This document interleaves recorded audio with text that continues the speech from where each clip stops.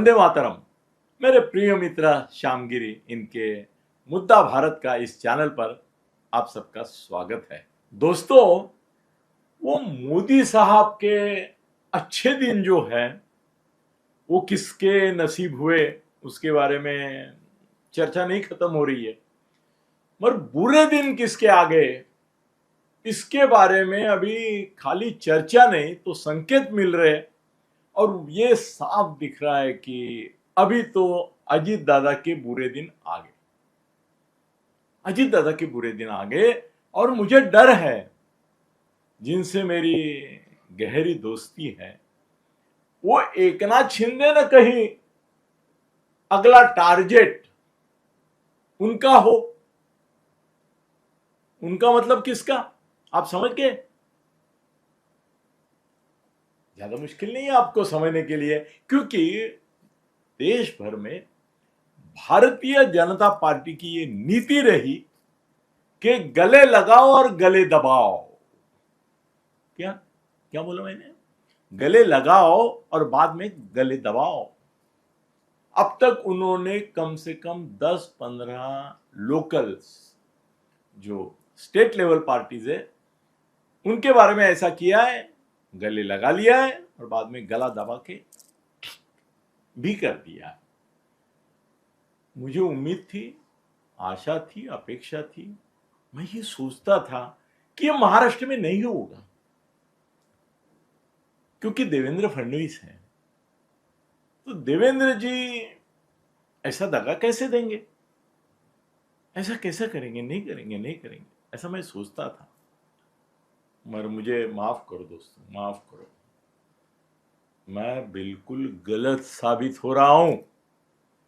जी हां, गलत साबित हो रहा हूं। मुझे बहुत दुख है, चिंता भी है। महाराष्ट्र में अब तक हम महाआघाड़ी और महायुति के बीच संघर्ष देख रहे थे, एक दूसरे को खत्म करने की कोशिश देख रहे थे।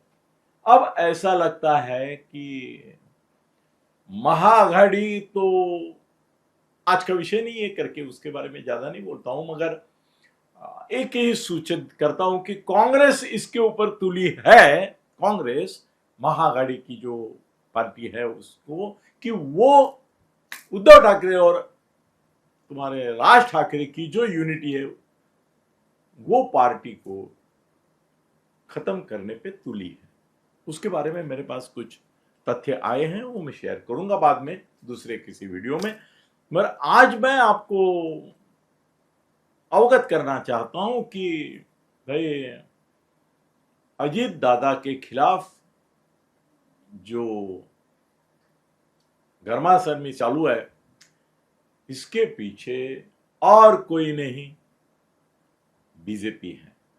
और बीजेपी मतलब महाराष्ट्र में तो जी हां है मेरे मित्र, मगर क्या करूं, जो है वो बोलना पड़ेगा, नहीं तो आप मुझे दोष देंगे। बोलेंगे क्या अनिल जी, आप पत्रकार हैं, आपको सच बोलना चाहिए। आप किससे प्यार करते हैं, किससे दोस्ती करते हैं, किससे मोहब्बत करते हैं, किसको आप बहुत ही एकदम थरो जेंटलमैन मानते हैं, इससे हमें लेना देना नहीं है। अनिल थत्ते सामने बैठा है हमारे, तो वो जवाबदेही हमको है, उसको हमको जवाब देना है। और वो सच नहीं देता है तो हम छोड़ देंगे उसको। सैकड़ों चैनल है, अनिल थत्ते क्यों देखें हम? तभी देखेंगे जब वो सच्चाई बताएगा। और वो सच्चाई बताते समय वो कौन दोस्त है, कौन दुश्मन है, कौन साइड में है, कौन खिलाफ है, इसका विचार नहीं करते हुए अगर हमको बताएगा तो ही हम देखेंगे। और मैं चाहता हूं कि आप मेरा चैनल देखें, हमारे चैनल को सब्सक्राइब करें, ये भी चाहता हूं।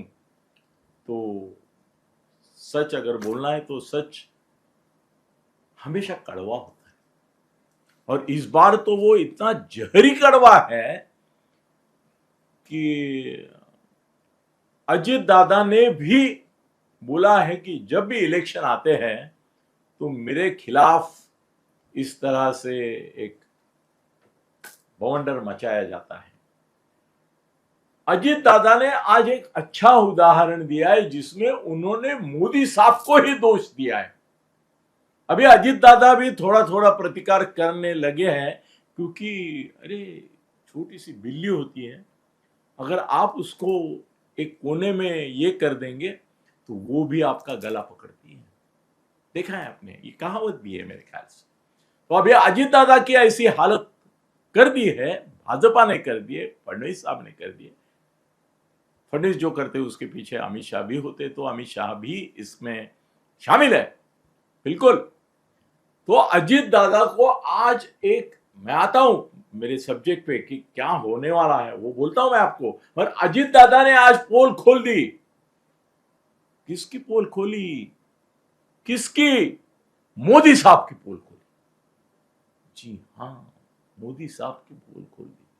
उन्होंने बोला कि मेरे ऊपर किसी ने, अभी किसी ने वो तो दुनिया को मालूम है, किसी ने 75,000 करोड़ का सिंचन घोटाला करने का आरोप किया। आज इतने साल हो गए, एक छोटा सा प्रूफ उसके बारे में वो ना वो आदमी दे सका, ना उनकी पार्टी दे सके। खाली मुझे बदनाम करना था, मेरे ऊपर प्रेशर डालना था और मुझे बदनाम करके कुछ षड्यंत्र हो रहा था। अजीत दादा को बोलना पड़ा, और ये सही है कि नहीं बोलो? हम बोलते हैं कि उनको क्लीन चिट दिए 48 घंटे में। वहां मोदी बोले 75,000 करोड़ का इनके ऊपर आरोप है, और वो राष्ट्रवादी के बड़े नेता है, ये है वो है अजित पवार का सीधा इन्होंने ये किया जिक्र, और 48 घंटे में उनको डेप्यूटी चीफ मिनिस्टर बनाया ना, बनाया कि नहीं बनाया? अरे उनके साथ तो 48-80 घंटे का सरकार भी बनाने को गए थे एक बार, है कि नहीं?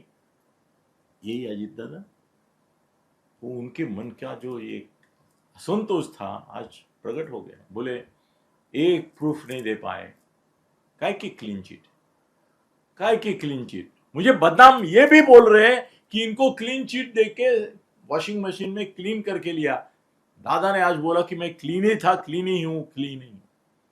क्या बोल रहे हैं आप? अगर आपके पास प्रूफ होता तो आप मेरे को डिप्टी चीफ मिनिस्टर नहीं बनाते। आपके पास प्रूफ नहीं था, खाली आरोप था मुझे बदनाम करने के लिए। आज भी उन्होंने पार्थ पवार के संदर्भ में बोला कि ये बदनामी का षड्यंत्र, 1 रुपए का व्यवहार नहीं हुआ है मेरा, 1 रुपए का व्यवहार नहीं।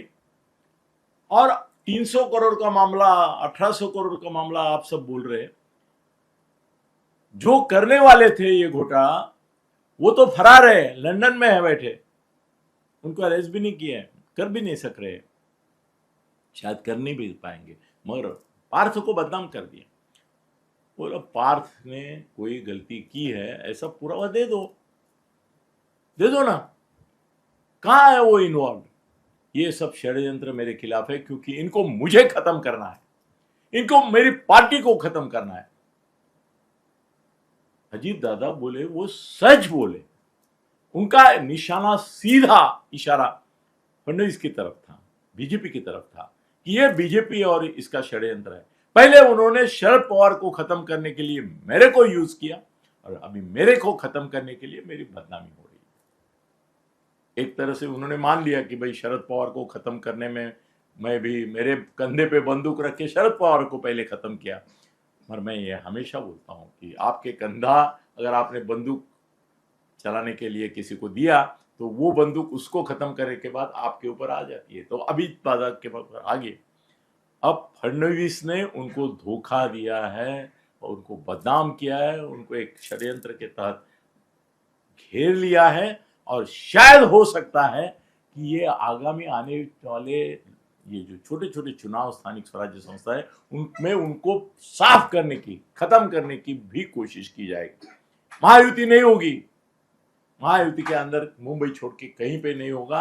पहले वो खत्म करेंगे अजीत दादा पवार की पार्टी, फिर उनको निकालेंगे मंत्रिमंडल से, फेंक देंगे डस्टबिन में, कचरा कुंडी में। ये लक्षण दिखाई दे रहे हैं। भाजपा की ये नीति रही है। अब अजीत दादा को समझने में देर हुई, इतना ही बोल सकते।